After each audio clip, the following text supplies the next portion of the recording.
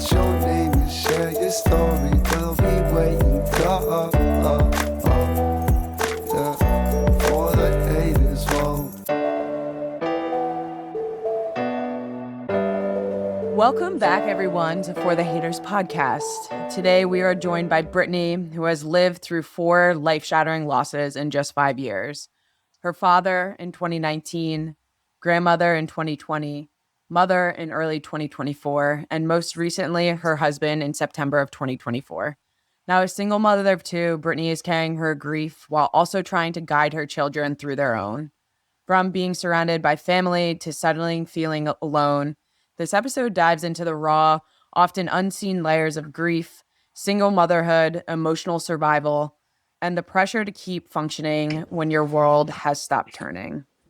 Brittany, welcome to For the Haters, and thank you so much for being here. I'd love to just start out by just talking a little bit about yourself before these losses entered your life. So if you could just tell me a little bit about who Brittany is. Yeah, like you said, I have 2 children. I grew up in Texas, still here. Since we're going to be talking about my parents, I am the only girl and the youngest with 3 older brothers. I had a great childhood. My parents were amazing, not rich, but gave us everything that we needed and just an all-around really good childhood. We lived with my grandma most of my life. And then fast forward to 2011, my husband and me decided to start dating, and we ended up getting pregnant with our son. And then from there, it's just been a whirlwind of life in general and getting married and having our other kid. And yeah, from there on. How did you and your husband meet? So in high school, we were friends, actually. So it's crazy. He actually was friends with my boyfriend at the time. I was friends with his girlfriend at the time. And we just became like best friends once we both went through those breakups. We just kind of leaned on each other to get through it. And it really just happened organically. We didn't ever really see each other like that until we did, I guess. I don't know. Just kind of one day he said he did. And then from that point on, I can honestly say before we started dating, I had 0 feelings for him like that. But the second that we actually decided to start dating, it was like love at first sight completely. Sparks flew. And yeah, he was stuck with me. And I was stuck with him, I think. So that's beautiful. Speaking of it, can you tell me about your relationship a little bit with your husband? Yeah, we actually, so just take it back. When we got pregnant with our son, we were together. We actually ended up breaking up right after we had him. We separated for 6 years. And we kind of just remained friends and co-parented, obviously. He was in our son's life the whole time. And he actually ended up getting another relationship when they finally broke up, and we're friends once again organically, just kind of back to each other. And then we got back together, had our second son. Our relationship was, just like any other marriage. We had our issues, we had our ups, we had our downs, but overall we were each other's best friend. He was my best friend, at least. And I don't know, we just like to have fun together. He was hilarious at his, not to like fast forward or anything, but like at his funeral, during his eulogy that I gave, I actually said, I don't believe in like the whole, they light up a room or whatever. I think that's kind of a cliche thing, but I can honestly say he did. Like, he lit up a room. He was the funniest person in the room, the jokester, the class clown, and he just made me laugh. Like, he literally was just my best friend. Yeah. I have so many more questions, but I want to kind of start from a timeline perspective of going back to your first loss of your father in 2019. Mm-hmm. Can you talk about a little bit about, you just said that you grew up with 3 older brothers or just 3 brothers? Were you the youngest? I have 3 older brothers. I'm close with 2 of them, but yeah, 3 older brothers. So what does your relationship look like with your parents at that time? Can you talk about that loss and how the death of your father affected you? Oh yeah, for sure. So because I'm the youngest and the only girl, and my brothers would tell you, I was daddy's baby, mommy's little angel, spoiled rotten. So very close with both my parents. My dad ended up, because my husband Isaiah weren't together for 6 years of my son's life, he kind of stepped in and he helped us out. He was our village. but that got us even, me and my dad, even closer. Him and my son were best friends to this day at 14 years old. If you ask him who his favorite person was, he'll tell you Papa was or is still to this day. And so we're just very, very, very close. I lived with them. I moved back in after I had my son, lived with them. And um, when he got, so he passed away from cancer. So when he got sick, we were kind of told that it was curable, it was fine, he would be fine. So life is normal, still happy go lucky, still super close. And then it wasn't fine. And then the cancer spread. And that was supposedly still fine. And then they had to do more surgery. And then the cancer spread again. And at that point, it wasn't fine. It was in his lungs and it metastasized and everything.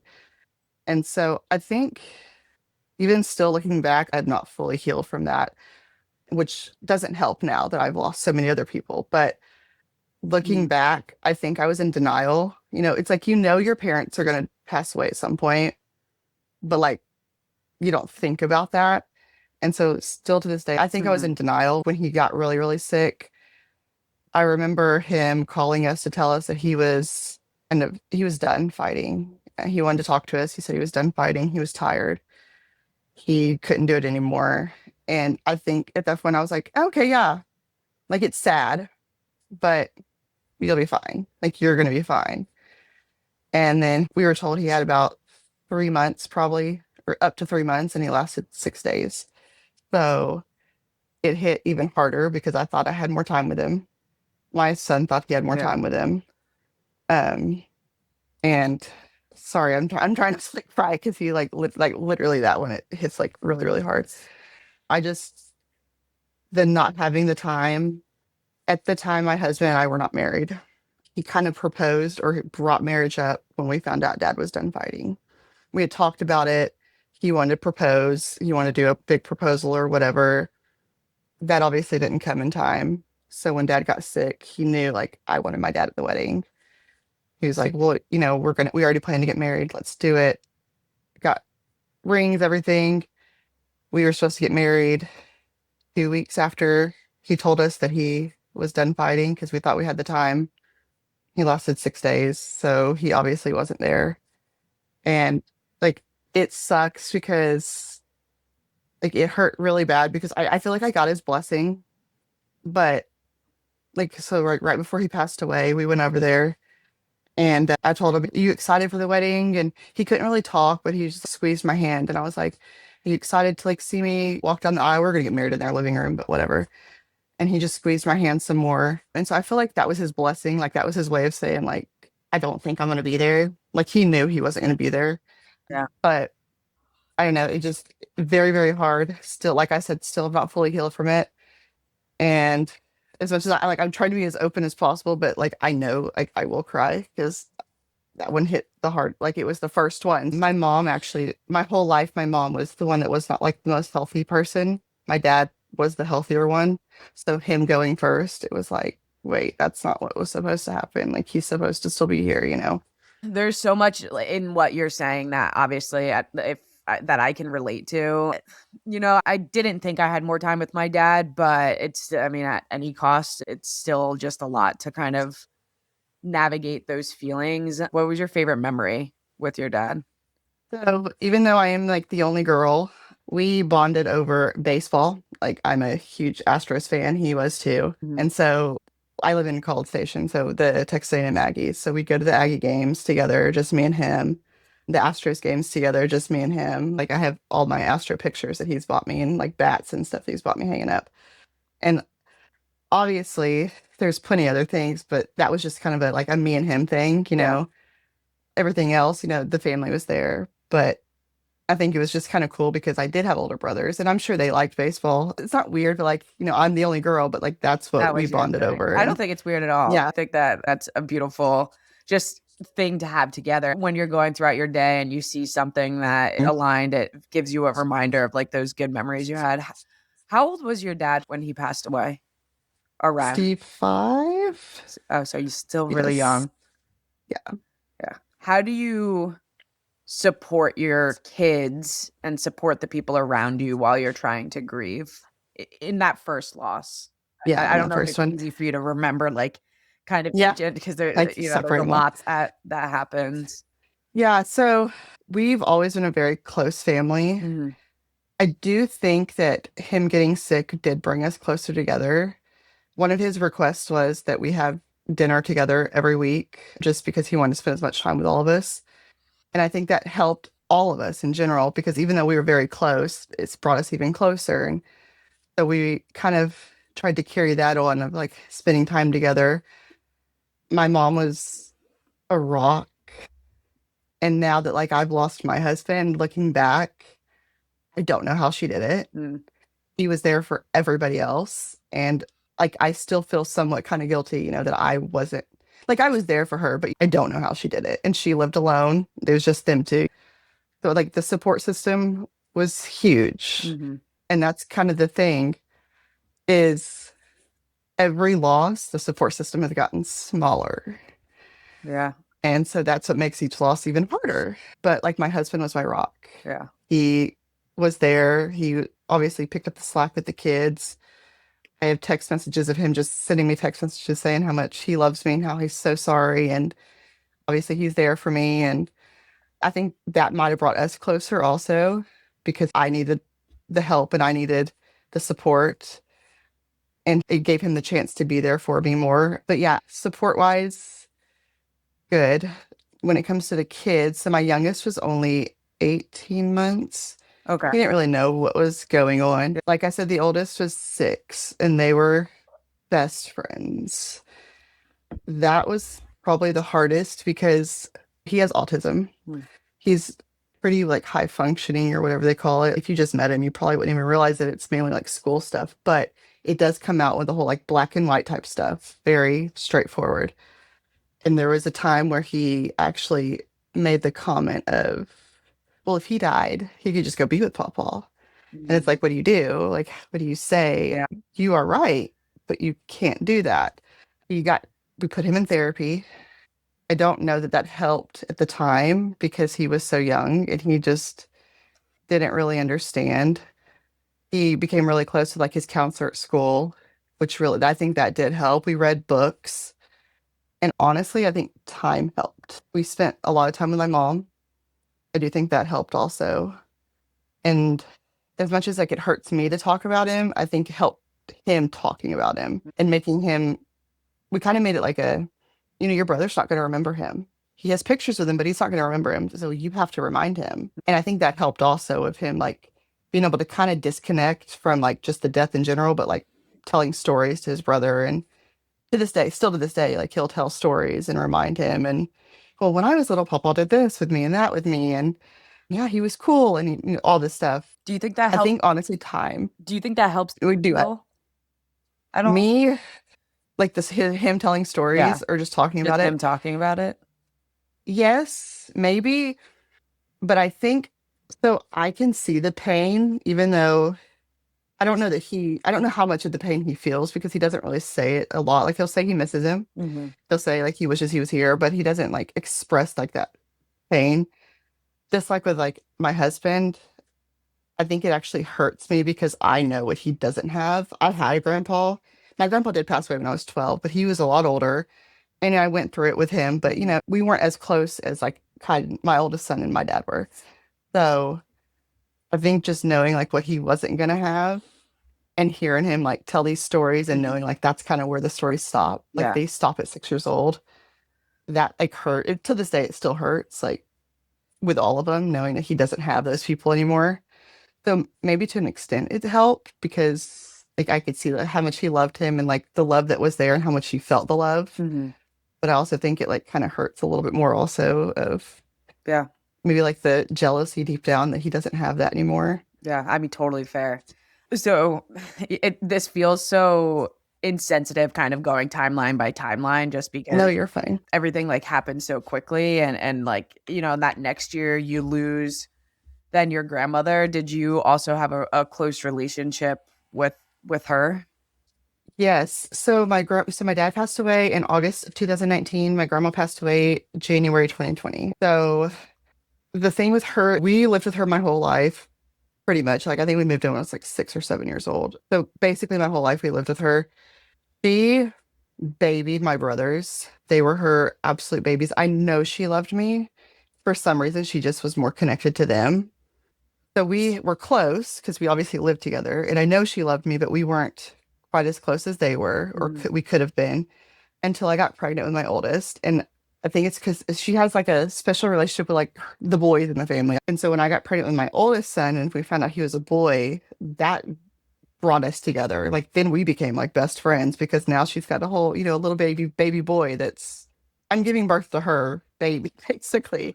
And so she stepped up and she helped me because like I said, I lived with them. I moved home. And so she stepped up. She was there to hold him when I needed to shower or feed him or whatever it was. And that brought us very, very close. But then she got dementia. Mm. My mom, obviously, she had a lot of health problems. She couldn't take care of her. So she ended up having to put her in a home. She was like the favorite in the home because she's a very feisty woman, like very feisty.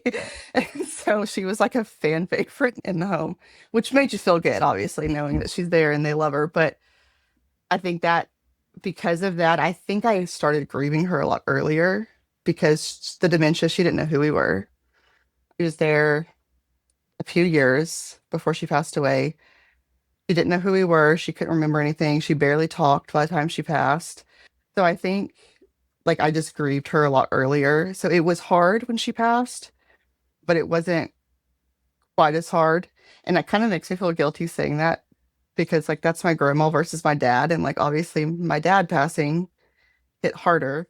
I But can yeah. understand the reason of like you feeling that guilt, but I would never even second think you even saying that. There was some preparation, like you had already started mourning her. She was older, right? I think that there's ways that we can healthily try to deal with like death where it doesn't always have to feel so like just because I'm not just sad, like doesn't mean that I'm not grieving. So, your grandmother passes away, like another death that, another person missing from your family. And then 4 years later, your mom passes away. Can you talk about the circumstances behind that? Yeah. So we ended up right after my dad passed away, we ended up moving in with my mom for what was supposed to be 6 months. And then, as we all remember, 2020, COVID happened. And so it ended up being over a year. And obviously, I guess, we get closer, whatever. We had our issues. My mom and I are very much alike. And we've learned very quickly that we do a lot better separate. It's just hang out so at each that's other's great. place. Yeah. Like we love each other. We'll hang out. We're friends, basically, but we don't need to live together. Granted, obviously, that doesn't help when COVID hits and there's nowhere to go. But I do think that also helped with my son. Like I said, we spent a lot of time with my mom. So that's why we spent a lot of time with my mom. We lived with her. So I think that helped my son also. And it helped her, just them having that time together.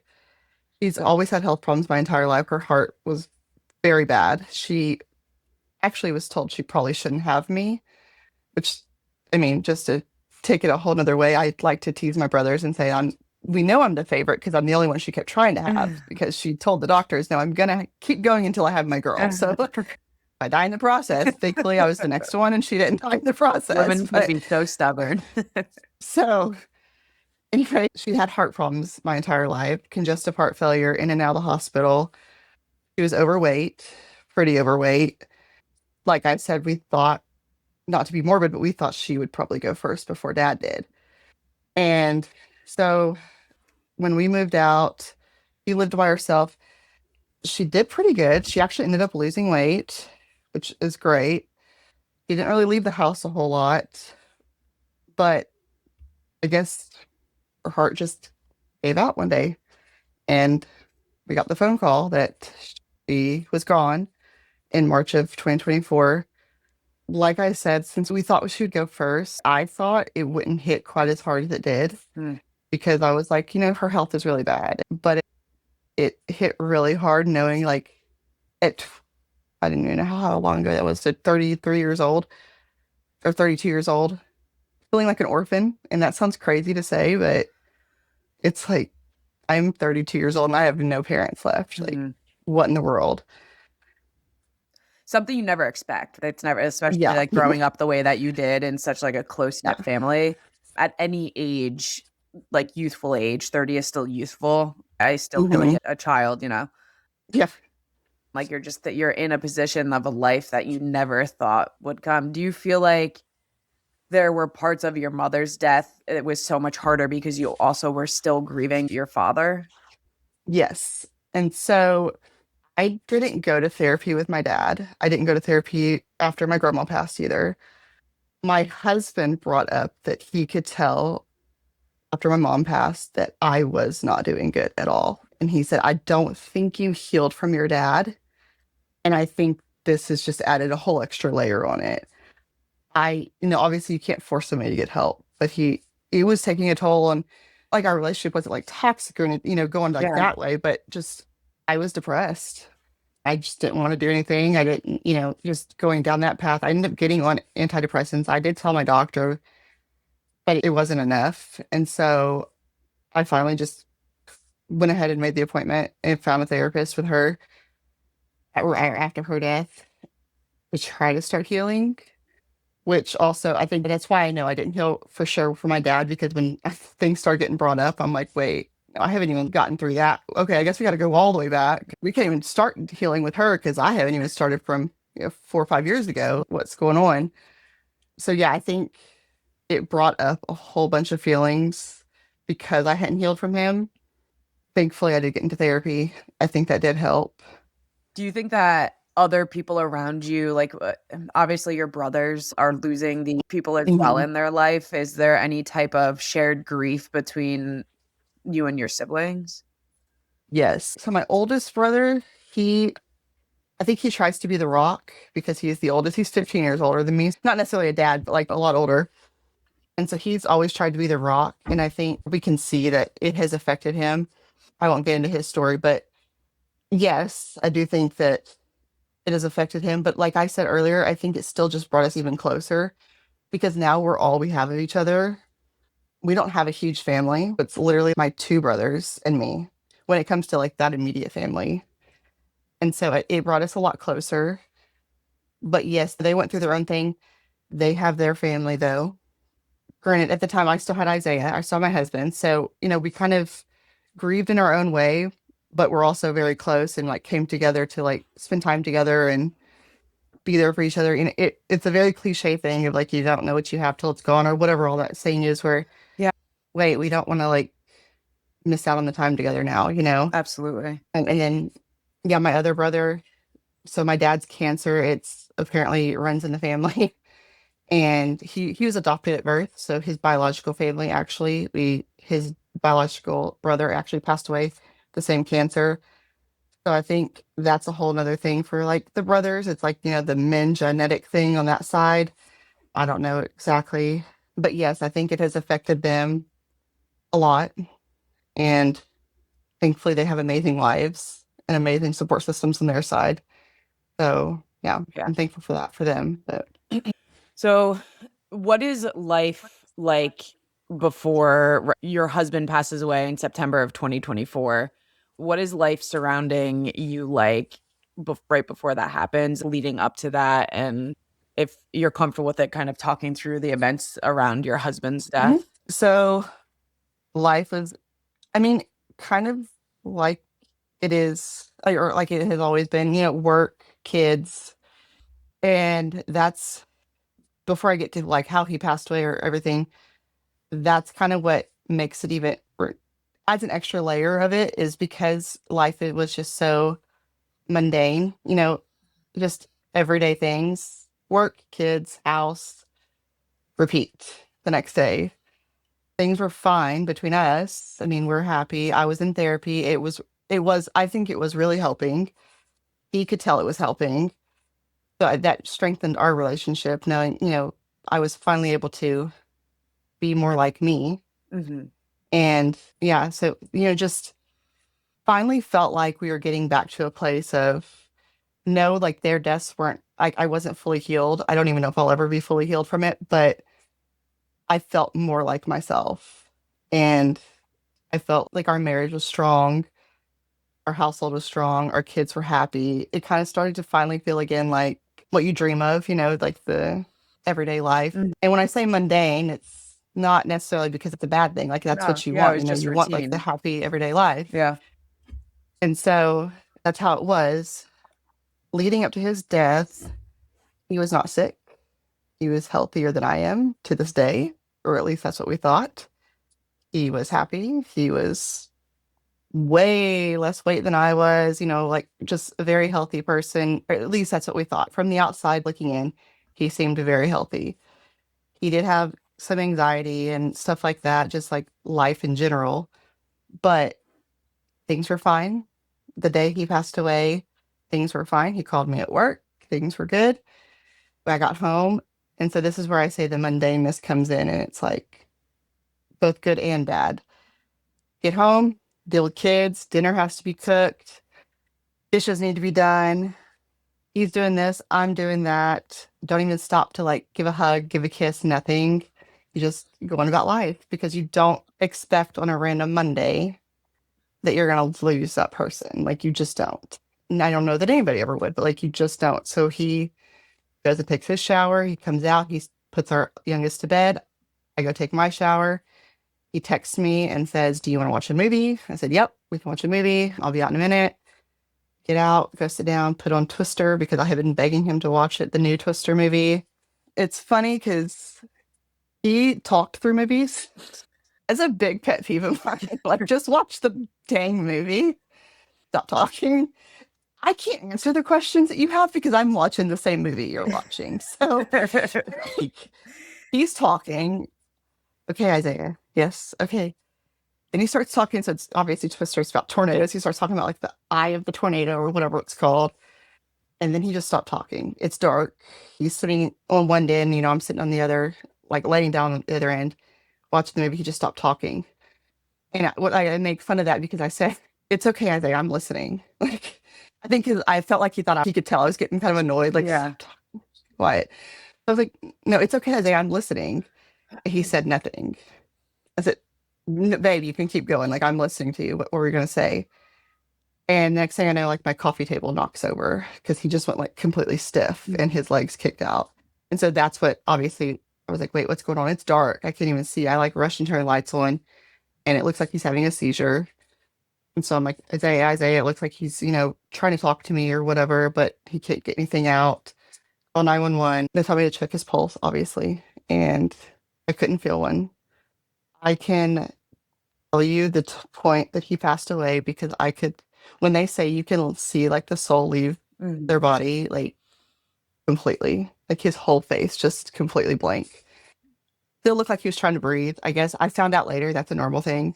I didn't know obviously at the time, like that's a normal body response. It wasn't actually trying to breathe, but I couldn't feel a pulse. They told me I have to do CPR, all that. I did CPR. My therapist said she thinks I have PTSD from it all. Anytime I see any like CPR on TV to this day, I can't watch it. I can't because it pisses me off. You're told to do CPR. You're told it's going to help. You're told it doesn't. It didn't work. It did nothing.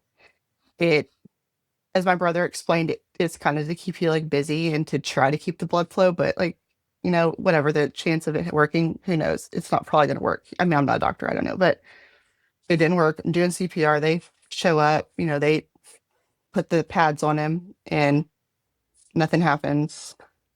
I literally am just, I mean, I can remember you say you'll be fine. You say you'll be calm in any kind of crazy situation until a crazy situation happens. My kids are in bed. I'm screaming for them to fix him, wake him up, figure it out, like what's going on. They take him to the hospital. I called my brother. He came over. My sister-in-law came over to keep the kids while he rushed me to the hospital. And yeah, he was already gone. When I got there, they took us in the room. And I remember walking in and them saying to come to the room. And I said, no. Like, I said, no, no, no, no, we're not doing that because I've seen movies. I know what this is. Like, if he was fine, you'd be taking me straight back. We don't need to go to another room because the only reason you need to go to another room is because you don't want other people to hear what you're about to tell me. And I don't want to hear it either. So, no. They're like, come on, yeah, please, Mrs. Hutchinson, please come on. And yeah, so thankfully I was surrounded by this point, both my brothers, and I had called his brother on the way. And so his brother was there. So thankfully there was other people around for them to tell us, they tried everything they could do. And they do and it is just like the movies. They do the whole, you did CPR, you tried your hardest, Yeah. but you did everything you could. And it's like, it didn't work. Yeah. It should have worked. It didn't work. What do those days look like right after? Like, what do those look like for you with your children? Are you taking time for yourself? Are you getting support from your brothers? Are you just going right back into being a mom? So directly after that, I had to come home. After all this happened, like my brother has to bring me home after the funeral home has come and gotten him from the hospital. I now have to come home just a few hours after any of this happened, walk into my house. My brother leaves. I am now alone. It is still the middle of the night. My kids are asleep. I am now completely alone in a house that just a few hours before I was sitting watching a movie with my husband. And I think from that point, I just kind of went completely numb and it hurt. But if I thought about it, I just obviously would break. And I knew I had to be there for my kids. I knew they were going to wake up and I had to now tell them. Like, it sucks because the only thing you can say is, like, I'm sorry. I know you've lost your grandpa. I know you lost your great grandma. I know you've lost your grandma. You've now lost your dad. How do you tell two kids that? I just kind of shut down because I knew I had to be there for them. I couldn't think about it. If I thought about it, I cried about once a day, usually at night. It would all hit me, like the whole day's worth of stuff just would hit me. And I would completely break for a good, 5-10 minutes and then go completely numb again. It does help that they're calling you about, do you want to donate organs?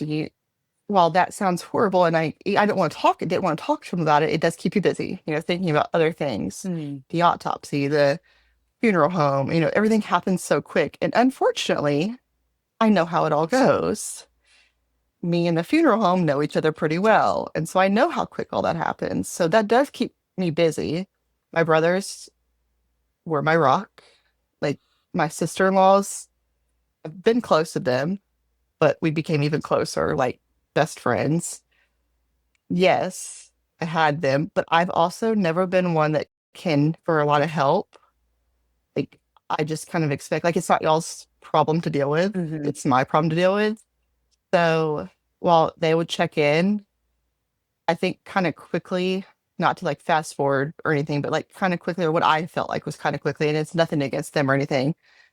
I feel like everybody, Brittany is fine now. She's not asking for help, so now she's fine. So it's like, move on. They're living their lives.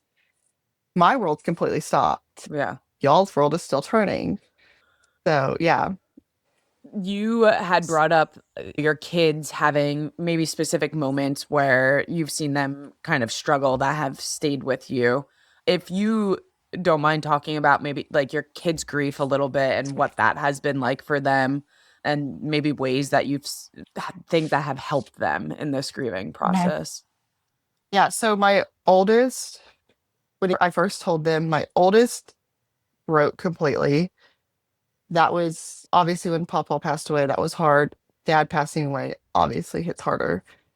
He broke like I had never seen him break before. Like I had never seen the emotions that he showed, which both hurts, but also helped because it's like now I know how you feel. Like I can actually try to help you.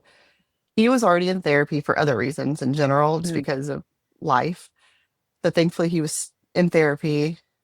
My sister-in-law actually works with his therapist, like in the same office, so she was able to get him in immediately. She got him in just a few days after Isaiah passed. So that helped. So him just being in therapy in general helped. My youngest, I don't think it hit him. Like he knew dad was gone, but life is still going on. Like I said, we lived a very, a mundane life. They stayed home for a week and then they wanted to go back to school, or they went back to school. He's still going to school. Were they He's 7 still and like 10? So 6 and they're 6 years apart. So 6 and 12. Their birthdays are December and January. Okay. So my husband was a DJ. He was a professional DJ. He worked nights. So not every night, obviously, but like, the nights he worked, it's just like we get home from school, it's dinner, it's baths, it's homework, it's bed. There's not a whole lot of time, which sucks in general as a parent, that you get with your kids after school. So I don't think it hit my youngest as much because we're still Doing like we those saw things. dad, but we didn't like see dad. It wasn't like we spent hours and hours and hours with him until so that was September until Christmas break. And I will say, like, I was actually like proud and I was like happy that like I know he was hurting. I know he missed him. He would talk about him and say he missed him, but I was like, he's doing well. Like he's actually taking this a lot better. And that makes it easier on me. That makes me feel like I can maybe even try to heal a little bit more because he's doing okay. My oldest is in therapy. He's starting to, do okay. And then Christmas break hits. And that I think that made it hit the youngest like really hard because now we are home all the time. Mm-hmm. And now we're hitting a holiday and dad's not here. And dad should be here. He's here every Christmas break. Why is he not here all day during Christmas break? So from that point on, when he went back to school, it's been downhill ever since. Once he went back to school and it was like really, really hard for him, I got him in play therapy. He's still in it to this day. He actually loves it. It's been almost 2 years. He's just now opening up to his therapist. It's crazy. And it's helping him a lot now that he finally is. I can actually see it. She actually can too. And we just had an appointment together not too long ago. And she was like, he's finally actually opening up. And I can see how much it's helping him. I'm glad he's actually doing that. And I don't know if it just comes with maturity, age, or whatever. But yeah, it's been a whirlwind. And so not that I feel completely numb anymore, but I don't think I'll be able to fully start healing until I know they're okay Yeah. because it's just going to How get do you keep rotting up. support, Yeah. right? Like, how do you support their grief while still trying Yeah. to tend to your own? Yeah. It's hard because I do let them see me cry. Like I'm not Superwoman and I have learned I can't let them think that. Like they have to see me cry. They have to know that's okay, first of all, to cry. It's okay to be sad. But they also need like to learn the empathy that, yeah, y'all lost these people, but I did too. And so be empathetic, we have to learn these different things. We're now in this together, it sucks, but we're on this together. I think the therapy has helped. I don't think I'll be able to fully heal until they are okay because I can't fully break right now. Like Yeah. they have to have me. And I think it's going to take me having to like fully feel those feelings before I can even start the full healing journey. Mm-hmm. And I can't do that as a mom because as a mom, they come first and they need me. And so, yeah, right now their healing journey is priority. And Life must unfortunately, mine's not. having to put your feelings second. What parenthood? I'm I'm trying to hold it together. Sorry. No, it's um I've been doing so well this whole time. You've done great. Thank you. Like I'm all over the place, but you've done great. Holy shit. Whew. Man. I'm getting there. Okay. You've just mentioned how like life can feel really lonely. What does your day-to-day life look like now? Still very mundane, just a lonely mundane. Like I still go to work every day, deal with the kids every day. Still, the difference is I don't have the support at home that I'm Mhm. used to having. With every single death, I've always had my husband. With him, yes, I have my brothers, but I have nobody to hold me at night. I have nobody to cry into. Like, I have everybody tell, his whole family. I know they're going through it. To this day, they're probably, they're still going through it. They all have somebody. They all have spouses. I'm laying in bed at night holding my kids till I know it's going to be okay. While in my mind, it's not okay. So it's still to this day very lonely and I still go through that. Like at nighttime, it's the hardest, but I still wake up every day and go to work. Still deal with the kids. The biggest difference, like I said, is not having that support at home. They're fighting. They're two boys. They argue quite often. I no longer can say it's your turn. I need a break. I can't take that break because they'll hurt each other. I can't go take 5 minutes in the bathroom to breathe through it. I have to stay present. And so that's hard. I am now the sole person that does all the appointments, that picks up my youngest. His anxiety has spiked. I finally got him on anxiety medicine. He went through a very big like separation anxiety thing with me. He still kind of does. Like, are you going to pick me up? Are you sure you're going to pick me up? Are you Mm. sure you're going to be here? And I can't ever promise that. And that's what I think the hardest for him is I will never say, I will 1,000% be the one that picks Yeah. you up today because I can't promise that. I just always say, somebody that loves you and that you love will for sure be here. It will probably be me, but for sure somebody will be here to get you. He got kicked out of the after school program because he was too anxious. He just couldn't handle it. So now he has nowhere to go after school. Well, I still work till 5 o'clock. Guess what that means? I have no way to get him. I now have to get off at 3 to go pick him up. Though I'm the sole person that takes care of them. I'm the sole person that goes to appointments. I'm now the sole person that picks him up. I have used all my PTO at work. So now I get docked every time I leave. There's just an extra layer on top of the loneliness. It's almost like it makes it even lonelier. I feel it even more. I feel Mm. that loneliness even more now, knowing that like I am that sole person and there is nobody to call for that extra help. Yeah, we've constantly been talking about that mental and emotional like toll that this is all taking, but I mean there's financial weight too, right? Like Mhm. you lose half of that household Mhm. income. How do you manage that? I know that it feels like an insensitive topic that money is even No. like of importance or of conversation, but that's like a huge undertaking. What does that look Mhm. like for you? Yeah, it's very big. And on top of that, my kids are my number one priority. Next in line is finances because they obviously have to eat. They have to have the house. They have to have electricity. And my husband, he was a professional DJ. He made pretty good money. Mm. And he made more in one weekend than I make in one week. So going from that to now, yes, there is, if there's anybody out there that's listening, there is like, the spouse or survivor benefits or whatever through like the government. It's nowhere near obviously what he brought I home. didn't even know It that there was a helps. thing called There survivor is. benefits. So I'm Yes. hoping So there is. it's good for people to know. So as a spouse, if you make more than a certain amount, you don't get them.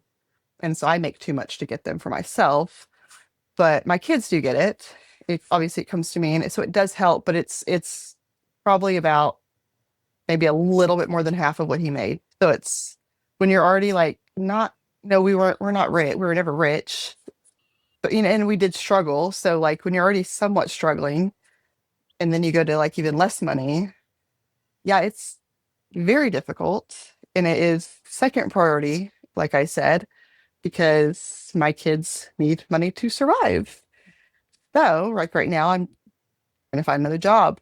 I need to be at home. I really need to be remote because I need to be able to go pick my son up and have him with me and still be able to clock in and be at work What instead is your of sitting at profession? home. Like what I work for a school district. I work in the admin office okay. for a school district, and they're amazing and they're very flexible. And I am completely blessed, but it is a school district. Yeah. And just like teachers don't make enough money, nobody else in the school district makes enough money. So yeah, I need more money and I need it. That flexibility. The support, the flexibility, and it's very difficult. And as I said before, it adds a layer of the loneliness because it's just another reminder Mhm. that there is nobody else. There's nobody I could call. Yeah. Are there things that people have said that while they're well intended made you feel like your grief was worse? Yes. And I will say, I don't think anybody has meant anything bad. I'd say 98% of the people have said anything to me have good intentions. And I think before losing Isaiah, I think I still would have said some of the things that they said without Yeah. thinking about it Mhm. until I lost him. And I have a list of things somewhere. Let's hear them. And that's sad that I have a whole list. So the reason I have a list is because this is the things that for probably a good 2 months of therapy, this is all I talked about. And she just told me, she said, we should write a book together. You write what these people are saying, and I'm going to write why they should never say that, like from a mental health perspective. I was like, let's do it. I started like writing them down. Whole list. Number one, comparing it to a divorce. It's nothing like a divorce. A divorce is I've never been through a divorce. I am sure that is a very hard thing to go through. I don't I would never want to know what that's like. I was still in my marriage, like I didn't choose to leave my marriage. There was no reason for me to leave my marriage or him to leave his marriage. Like this was not a choice. Yeah. Also, as much as I can't believe someone even said that. So no, I've had at least 3 people say it and like make comments on like Facebook about it. It's crazy. I would never said that. Like there's some things I probably would have said. That's nothing I would have ever Yeah. said. But it's like, that person's still alive. So even though y'all aren't together, they're still here. Like you Mhm. could still talk to them. That's insane. I I have found, and I mean, obviously you've been through it, like grief and stuff. So I don't know if you notice this. A lot of people, death is awkward to talk about for a lot of people. Yeah. And the second people ask you how you are, a lot of people don't really want to know how you are. Yeah. Me, I'll tell you how I am. Well, this is how I feel. Like Yeah. they don't care. And then it becomes awkward. And so now they're just like standing there. So I have learned to bottle it all up. Mm. And at work, I am back to like my happy go lucky self. The second that I am not, it's what's wrong with you? Is something wrong with you? And this is like just like a 2 months after he's passed away. Is something wrong with you? What's going on today? It's like just because I'm not like smiling and laughing and telling jokes Yeah. doesn't mean, also, it doesn't even mean there's something wrong. Like, it just don't have to be like that. It it makes me feel like if I'm not in a good mood, like nobody wants to be around me, or like you don't care unless like you don't actually care. Because if you're asking if something wrong with me, but when I tell you what's wrong, you're like, it's almost like, oh, like you should be over that by now, type of thing. Mm-hmm. And yeah, very insensitive. And so that's what like the I can't imagine. I would have said that because it's true. Like I can't imagine. But after it happened, it's like, but I can't imagine. Like, okay, you can't imagine, but like I am imagining, like I'm going through Yeah. it. And That's actually something I I've don't, been consciously trying to avoid because yeah, it's like we'll try to imagine it, right? Like, yeah. and I try, and like it's just something so easily said. I've said that hundreds of times, I'm sure, to people. You wouldn't even think about it until you do, like Yeah. until like it actually like matters and it means something to you. It makes it feel like that real event like didn't happen, or Yeah. I don't There's a know. lack of like empathy, and I can't Mhm. imagine, right? Like, cause like, Yeah. why can't you, like, I mean, why can't you feel that pain? Like, why can't you Mhm. kind of imagine that? Yeah. Yeah. And then another thing I probably would have said and have said is the you're strong. So I know you asked like crazy things that people said, but these are just things that like I think No, might they're- actually help somebody else they're too, important. because Yeah. the you're strong thing, I've said that to 100 people. And while I think it's like very good intentions, it almost makes you feel like that's the standard. And so now I have to be strong. Like I have to show you I'm strong. I have to show you how brave I am, or I'm failing at grief. And maybe it's just a me thing. It might not. Everybody else in this world probably is like, that's the craziest thing I've ever heard, Brittany. That's not a I bad don't thing think to it's say. crazy at all. Because if I like imagining in any capacity, it's like, well, I don't want to be fucking strong. That's the last thing I want to. I don't feel it. Like if this is your definition of strong, that's not what I feel right now at all. And then just the cliche, they're in a better place. So they're no longer in pain. Well, guess what? He wasn't in pain.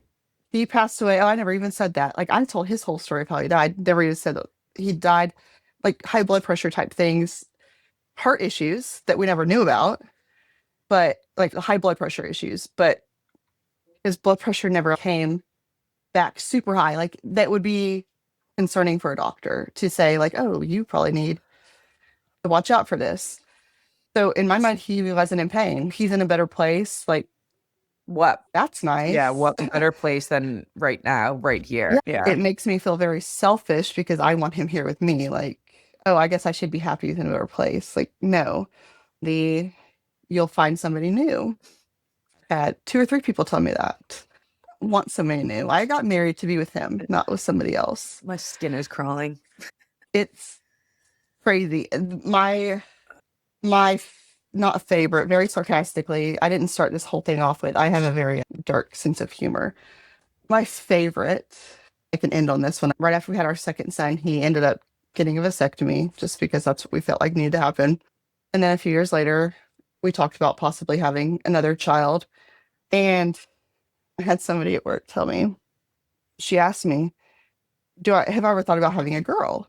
And I said, yeah, I have. Like, we talked about it. And she said, "Oh my gosh, that's probably why it happened." And I said, "Excuse me?" She said, "God knew that that's what you wanted, and he's going to lead you to that. Like, he's going to lead you to somebody that can give you your girl." And I said, "At work, use my language. Please get the fuck away from me. Are you kidding I me?" would fist fight someone, I think, in that scenario. Are you? Insanity. Yeah, that's, Yeah. So very crazy things. yeah.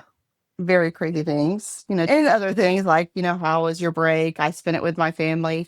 And this is just like right after it all happened. And these are things I would have said too, like, "Oh yeah, I spent time with my mom, my dad, my husband, whatever." Right after somebody probably just lost theirs, not even thinking about it. But that does hurt because it's like, I just had a really good holiday. That's what I did. I went through the first Christmas without my husband and my mom. Mm. First Christmas without my mom and my husband. Like, yeah, I'm glad you had a great Christmas. Thanks. Yeah. Well, hopefully these things can make an impact on someone. I think people need to be confronted with the truth about words that like are presented to people after grieving. People mean well, and that's like we get that people do mean well, but at some point people need to take responsibility for the things that are being said. I'm curious if there's anything that you wish, right? Like what kind of support do Mhm. you wish was available for grieving mothers? Yeah. So the number one thing, and it might be available in some places, I haven't found it in my town, let's put it that way. So the number one thing would be therapy is great. Therapy also costs money. I pay a copay every time I go to therapy. I wanted to very badly find a support group. The only ones I can find in my town, there are some that don't involve the kids. However, when you have two children, they go with you everywhere you go. And so, yes, that's great. They don't involve the kids. They don't have to talk to anybody or whatever. But where are they going to go? I don't have anywhere to take them. My family works. They also, because like I said earlier, I'm not good at asking for the help. I'm sure if I called, maybe they would. I don't know. I actually do know. They probably would, but it's hard to ask for that help. So finding like a support group, I finally found one that you can bring the kids, but the kids have to also talk. Well, my kids don't want to talk. Mm. And so it would be nice to find something that had like that childcare or somewhere for the kids to go where they didn't have to talk. They could just be kids. But like I got the outlet also, where I didn't have to pay the money for therapy. That would be absolutely wonderful. More remote work that was available. And these are things that probably, they're just like life. They can't really like just be brought up right then and there. Like you can't force somebody to have a remote job. Like you have to go to work, you have to go to work. But it would be nice to be able to find something or have more jobs that were readily available that do have remote work Mhm. that aren't scams, obviously, because a lot of them are scams. Yeah. I don't know. I think the biggest one to me, just like trying to think back what I was thinking of, because now I've lost, everything I've ever thought of. That's another issue. You probably know the second you lose somebody, like my brain does not work anymore. I can't remember anything. I have to write everything down. But just back to the support group, I think would be the biggest one. And there might be something, maybe there is something in my town I haven't looked hard enough. I don't know. And there might be something in other people's towns. But it would just be nice to like have somewhere to go that you could be angry, be upset without somebody telling you or saying, "How does that make you feel?" Or let's see how we can like heal through it. Sometimes I just want to vent. Sometimes I just want to say how angry I am and how mad at the world I am without hearing somebody say, like, "Okay, Mm. well, now what can we do? Like, what's the next steps to like heal?" Like, no, right this second, I just want to like yell at somebody. Like, I'm just mad. Yeah. Or without hearing, like, at church, without hearing, like, God's going to get you through it. No offense, I am mad at God. Like, I actually am completely questioning my faith. Like, I've lost so many people. I'm mad, completely mad at him. Like, I don't really want to turn to him to get me through it right now. So, yeah, just like having somewhere to go that I knew my kids were safe, that would just be a huge thing. And I'm sure there's plenty others, and other people will probably be like, "It would be nice to have this and this and this." And maybe that's a selfish thing to want to have. It's just somewhere for me to be yell at something. But that would be huge for me right now because I can't fully heal. I don't really know if there's after all of this and everything that you've done, I don't really believe that there's anything selfish that you could do. I think anything that you did would be warranted and deserved. So maybe let's try a rage room first. Oh, what? Like a rage, like where you What? can go into Oh, rage like room. yeah, like a rage room, like where you Yeah. can get angry and just like Mhm. break things and just exert some. Your kids could go too, you know. No, yeah. What's sad is I've literally never even thought of that. And that's super sad, but I don't even, very. yeah. My I mean, oldest would love that. Honestly, the youngest probably would too, just because it's destruction. He probably wouldn't even know why he's doing it. But no, that's actually really, yeah, I'm actually looking into that. I don't know if we have one in town, but I'm sure somewhere around here. let me know if Look into that. I would like to hear Yeah. back if you find one and it's Yeah. just and go to it. Like, What advice could you give to other people, even though you're not through it yet? yeah. Advice for anybody just grieving in general is to give Yeah. yourself as much grace as possible, because you will, like, there will be, you're not Superwoman. You will get mad. You will get angry. You will feel guilty, but give yourself grace. There will be, especially if you're a mom, there will be a point in time where both your kids need you or want you at the exact same time and you can't do it. And I remember the very first time that happened, and I felt horrible because both my kids wanted me. It was for school things. I had nobody to divide and conquer with. How do you choose? It was almost like I don't even want to go to either one of them, because how do you choose? Like, how do you pick your favorite child? You can't. Like, they both need me. Like, this is both their first event without both parents. So there will be a point in time where, your kids both or all, however many anybody has, need you, that you can't be there for everybody. You're, as much as I say I don't ask for help, as my therapist would say, ask for help. Let people know that you need help, because while people have good intentions and say, like, let me know if you need help, if they mean it. Like, if they're saying that, it's probably, most people do probably mean it, like, that are Mhm. saying that. So, like, take them up on it, ask for help. Um, I feel everything. And this, you, like you said, like, I'm being fully healed. So I'm saying all these things, needing to take my own advice, Fair. but feeling it Yeah. all, it's okay. There's, and to this day, I still feel bad sometimes when it's like, am I laughing? Am I not sad all the time? Feel it all and don't feel guilty about feeling it all. Like, once again, give yourself the grace. Like, you will Yeah. feel it, ride the waves. You will get through them. And just, I'll say it the 1200th time. The grace is like the biggest thing, and hoping that other people also give you the grace. And even if it's not somebody listening that's gone through this, if you know somebody that's going through, give them grace as well, because they're going through it and you can't imagine what they're going through probably. Mm. So give them grace also.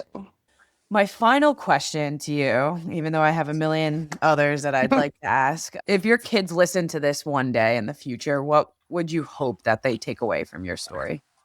That, well, number one, that, like, I tried. Number two, there's nothing that's going to fully break them. Like, because we've been through so much and they see me go through so much, I'm hoping that they know that they can do it also, that it's not their fault. I don't, and maybe that's not something to take away from my story, but just in general, everything we've gone through, sometimes I think that they think they're being punished for something. And maybe that's Mm. me projecting on them, because I feel like that sometimes, but, like, it's not their fault. They can get through it. Not that I don't want to say, like I said, I'm not going to say like they're strong, but they're brave.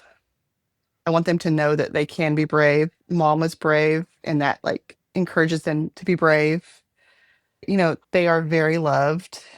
I heard a quote one time that said, grief hurts so bad because you love so hard, or something like that. And so I hope that when they get older, that they can understand that more, that while, yes, they have hurt, it's because they were so loved and because they love so much. And so I hope they can, like, carry that love with them until, wherever we are, or whatever happens, we all meet again or whatever. Mhm. And that we literally, I hope they can take away from all of this that we are family, like, we stick together, we have each other's back, and there's nothing in life that's worth not being there for each other. Like, there's nothing in life that any of us could ever do that, like, takes us away from each other, like fighting, basically. Like, Yeah. There's nothing you It's can't work the very through together. cliche. Like there's the cliche of like it doesn't matter. There's nothing you can do that will like stop me from loving you. Like we need to stick together. Like the don't go to bed angry or whatever kind of Mhm. saying. Yeah, I don't know.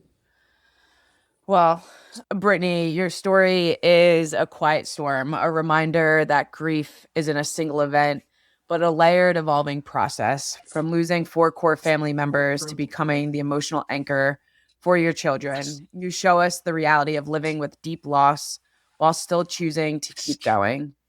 Your honesty is powerful, your pain is real, and your love for your children radiates through every part of your story. Thank you, everyone, for listening to Brittany's journey. Thank you, Brittany, for being here on For the Haters, and we will see you next time. Thank you. Thanks for listening to For the Haters. Don't forget to connect with us on socials, follow, like, and share to help more people find this community. And remember, they're not alone. And if you haven't yet, join our Facebook group. We'd love to have you there. The more we grow, the more lives we can impact. It don't matter what your name is, share your story. We'll be waiting.